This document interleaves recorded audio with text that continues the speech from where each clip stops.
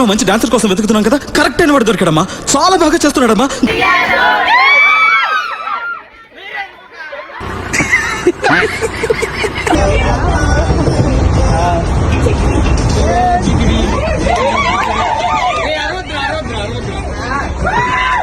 ఇదొక హఠాత్ పరిణామం, ఎవరు ఊహించినటువంటిది.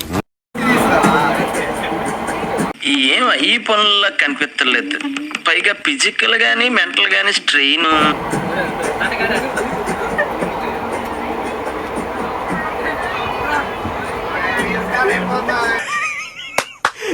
అమ్మా ఏం ఫీల్ ఉన్నది మామయ్య. What is meaning of life? నేను ఇక్కడ ఎందుకున్నా? అసలు ఈ ఎర్త్ ఎందుకు ఫామ్ అయింది? మార్స్లో కూడా మనుషులు ఉంటారా? నాగరాజు గారు వేసుకోండి.